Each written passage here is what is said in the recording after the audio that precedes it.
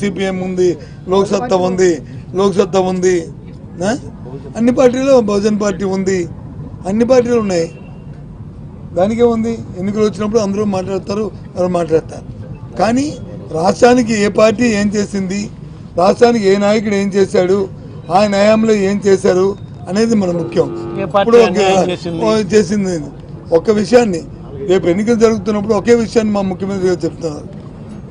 ఓ పక్క వచ్చి గతందారీ వ్యవస్థ, ఒక వచ్చి సామాన్యుడి తాలూకా సంక్షేమం, అటు చంద్రబాబు నాయుడు తాలూకా 14 సంవత్సరాల్లో ఆయన చేసిన పరిపాలన, ఇటు 5 సంవత్సరాల్లో జగన్మోహన్ రెడ్డి గారు చేసిన సంక్షేమ పాలన, దానికి బేరేజ్ చేసుకుని అడగమంటున్నాం. అందులో అంతే తప్ప ఎవరిని మోసం చేయలేదు, ఎవరిని మాయ చేయలేదు, ఎవరిని దగా చేయలేదు. బాబు వస్తే జాబ్ వస్తుందని చెప్పలేదు, వస్తే నిరుద్యోగం గుర్తిస్తారని చెప్పలేదు, లేదు మహిళలకు వచ్చి ఒకటి మొత్తం రుణమాఫీ చేస్తారని చెప్పి మోసం చేయలేదు.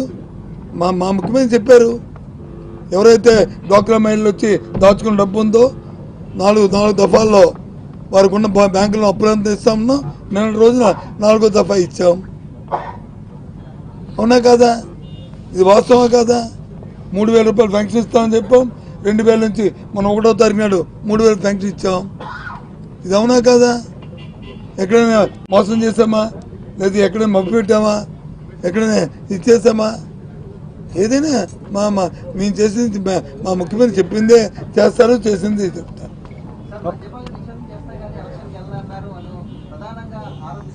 ఎలక్షన్కి వెళ్ళమని చెప్పి మేము చెప్పామా? 2 మీటర్ ఎక్కడ చెప్పాం? 2 మీటర్ ఇప్పుడు మద్యపాన్ని దశల వారీ నియంత్రణ చేస్తామని చెప్పాము, దశల వారీ చేస్తామని చెప్పాము.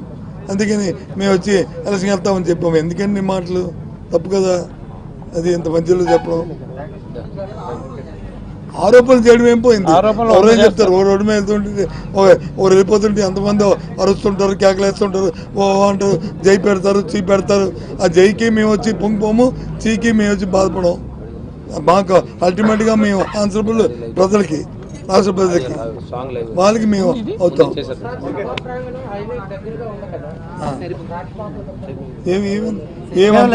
ఏమంతరం ఏముండవు.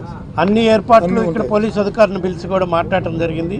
ట్రాఫిక్కి రెగ్యులర్ ట్రాఫిక్లో ప్రయాణికులకు కానీ, వేరే దూర ప్రాంతాలకు పోయే వాహనాలకు కానీ ఎటువంటి అంతరాయం లేకుండా ముందు నుంచే ట్రాఫిక్ డైవర్ట్ చేసే అవకాశాలు చూసుకొని, ఏ పక్కకు పోయే ట్రాఫిక్ని ఆ పక్క డైవర్ట్ చేసి ప్రయాణికులకు ఎటువంటి ఇబ్బంది లేకుండా చేయమని చెప్పడం జరిగింది.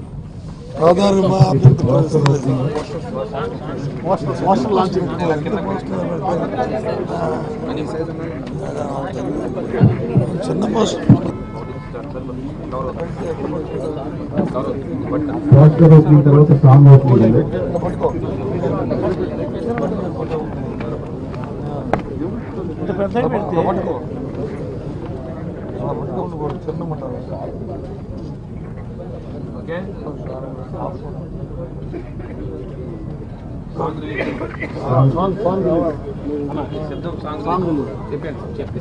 మనం అనుకున్నట్టు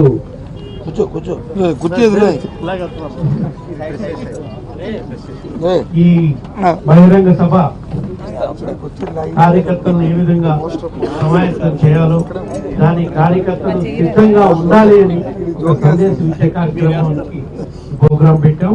దానికి